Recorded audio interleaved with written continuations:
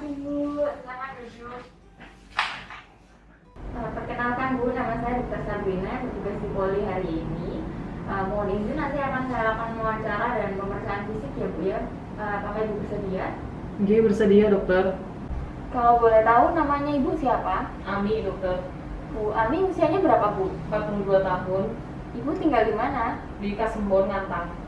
Kalau boleh tahu pekerjaannya apa Bu? Ibu rumah tangga, Baik, Ibu datang ke sini keluhannya apa ya Bu? ada benjolan di payudara dokter, Payudara yang sebelah mana Bu? di sebelah kanan dok. Oh, benjolannya sudah mulai kapan itu Bu? Sudah sekitar 1 tahun lalu dokter. Jadi awal muncul benjolannya bagaimana Bu? Awalnya kecil, kemudian lama-lama semakin besar dok. Besarnya cepat atau lambat Bu? Dalam 6 bulan terakhir dokter. Kemudian ada keluar cairan dari putingnya Bu? Tidak memperhatikan dokter. Ada nyeri? Tidak ada. Ada luka di sekitar benjolannya Bu? Ada luka di atas benjolan dokter. Benjolannya ini hanya di kanan atau ada yang di sebelah kiri Bu? Hanya di sebelah kanan dokter. Ada demamnya Bu? Tidak ada. Apakah ada keluhan nyeri kepala juga Bu? Nyeri kepala tidak ada dokter. Ada keluhan seperti sesak atau batuk mungkin? Batuk dan sesak tidak ada dokter. Atau ada keluhan rasa penuh di perut? Rasa penuh di perut tidak ada dokter. Atau mungkin ada nyeri-nyeri di tulang? Nyeri tidak ada dokter. Baik Bu, selanjutnya saya tanyakan riwayat haidnya ya Bu ya. Pertama kali haid usia berapa Bu? Usia 13 tahun kalau tidak salah dokter. Ibu sudah menikah? Sudah dokter. Sudah punya anak? Sudah dokter. Anaknya berapa Bu? Ada 1 dokter. Waktu itu melahirkan anaknya umur berapa Bu? 32 tahun dokter. Ibu menyusui? Oh tidak. Ibu memakai KB atau terapi hormon yang lain Bu? Iya pakai dokter. Pakai KB suntik sudah 2 tahun. Ibu masih lancar haidnya sampai sekarang? Masih dokter. Untuk selanjutnya saya tanyakan riwayat keluarganya ya Bu ya. Ada keluarga ibu yang menderita kanker, mungkin ibu kandung, nenek atau saudara perempuannya mungkin? Ada dokter, waktu itu nenek saya didiagnosis oleh dokter katanya sih kanker ovarium. Kalau ibu sendiri pernah didiagnosis tumor di tempat lain? Tidak pernah dokter. Ada riwayat operasi Bu? Tidak pernah dokter. Baik Bu, ini sudah selesai anamnesisnya. Saya rangkum kembali ya Bu ya. Dengan Bu Ami, usia 42 tahun, ada benjolan di payudara kanan ya Bu ya, sejak 1 tahun yang lalu. Kemudian sejak 6 bulan terakhir tidak ada nyeri, tidak ada cairan yang keluar dari puting, tidak ada demam, tidak ada nyeri kepala, tidak ada rasa penuh di perut, tidak ada batuk dan sesak, tidak ada nyeri tulang juga. Riwayat haidnya mulai usia 13 tahun, saat ini sudah menikah dan sudah punya 1 anak, melahirkan anaknya di usia 32 tahun ya Bu ya. Dulu tidak menyusui, ada riwayat menggunakan KB suntik selama 2 tahun ya Bu. Untuk riwayat berobat sebelumnya tidak ada, riwayat keluarganya neneknya ya Bu ya menderita kanker ovarium. Apa sudah betul Bu? Iya betul dokter. Kalau begitu sesi wawancaranya sudah selesai, tapi untuk membantu menegakkan diagnosis saya, nanti saya akan melakukan pemeriksaan fisik. Jadi nanti ibu saya minta tolong untuk duduk dan berbaring di tempat tidur. Kemudian saya izin untuk membuka bajunya ya Bu ya. Apakah bersedia Bu? Iya dok, saya bersedia. Kalau begitu silakan ke kamar periksanya ya Bu ya. Ya baik dokter. Ibu, silakan.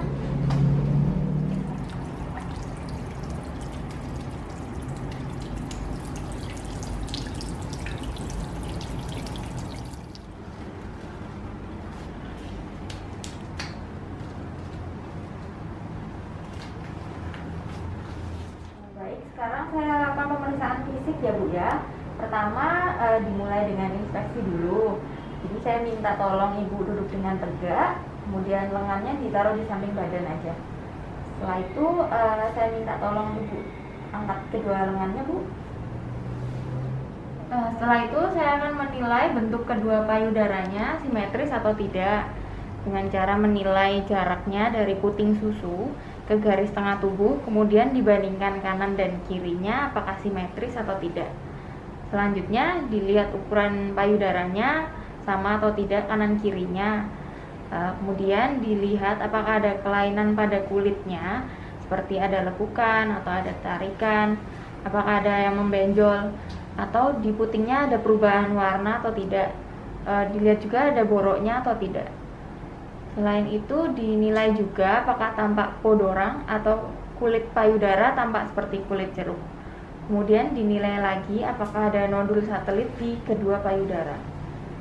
Pada saat pasien menggerakkan tangan ke atas, dilihat juga apakah pergerakan payudaranya simetris atau tidak. Baik, sudah selesai Bu, bisa diturunkan tangannya. Kemudian minta tolong berbaring ya Bu ya. Pada saat pasien berbaring, saya berikan bantalan di bawah bahu pasien. Permisi ya Bu. Batas daerah yang dilakukan palpasi dimulai dari infraklasicula sampai 2 cm di bawah brow line atau mammary fold, dan dimulai dari parasternal line sampai ke mid axillary line. Karena pasien ini mengeluhkan benjolannya di sebelah kanan, maka pemeriksaan kita mulai dari yang sebelah terlebih dahulu, yaitu yang sebelah kiri. Kemudian dengan menggunakan 3 jari dapat menggunakan pola konsentrik,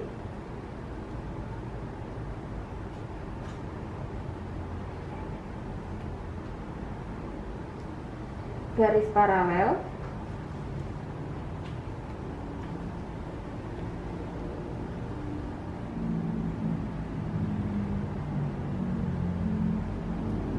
atau lingkaran konsekutif.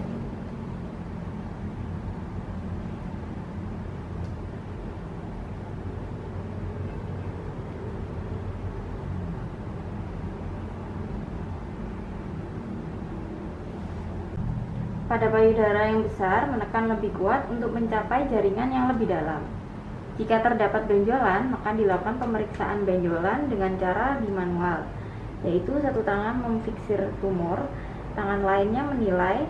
Yang pertama dinilai adalah di mana letak benjolannya. Kemudian kita nilai juga ukuran sesuai kalibernya.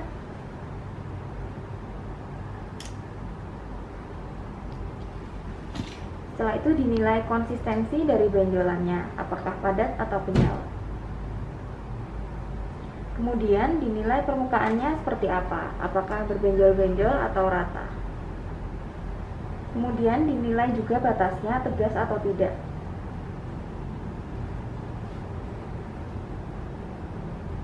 Selanjutnya dinilai bagaimana perlekatannya pada dinding dada. Dinilai juga apakah ada nodul satelit.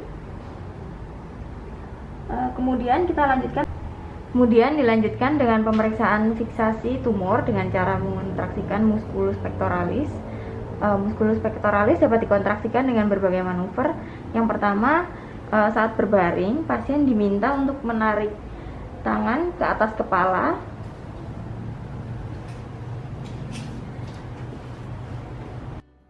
Atau pada posisi duduk, pasien diminta untuk menekan kedua paha, berkaca pinggang, atau menekan kedua temporal. Jika pada saat musculus pectoralis belum dikontraksikan, ternyata tumor sudah tidak bisa digerakkan, berarti tumor sudah menempel pada dinding dada. Jika saat musculus pectoralis belum dikontraksikan, ternyata tumor masih bisa digerakkan, maka dilakukan dengan mengontraksikan musculus pectoralis. Jika tumor tetap bisa digerakkan, berarti tumor benar-benar bebas baik dari dinding dada maupun musculus pectoralis. Tetapi jika ternyata tumor tidak bisa digerakkan, berarti tumor sudah menempel pada musculus pectoralis dan dinding dada. Jika terdapat nipple discharge, areola mama ditekan dengan telunjuk, ditekankan secara radial di sekitar puting payudara. Kemudian diperhatikan apakah ada cairan yang muncul melalui salah satu ductus yang terbuka pada permukaan puting payudara.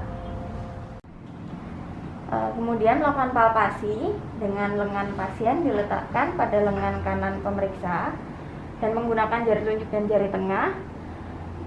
Dilakukan pemeriksaan KGB aksila untuk dinilai ukurannya, bentuknya, batas, mobilitas, apakah berkonglomerasi, konsistensi, atau apakah ada rasa nyeri.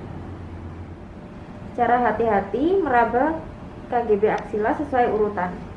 Yang pertama di sentral atau apex, kedua KGB lateral, ketiga KGB pektoral atau medial, keempat KGB infraklavikular, dan kelima KGB subscapular. Dilanjutkan dengan pemeriksaan KGB pada daerah parasternal untuk mengevaluasi ada tidaknya KGB mamaria interna. Dilanjutkan pemeriksaan KGB pada supraklavikular.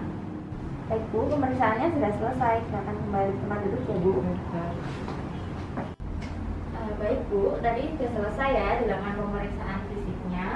Tadi saya dapatkan benjolannya di payudara Ibu yang sebelah kanan, di sebelah atas bagian luar.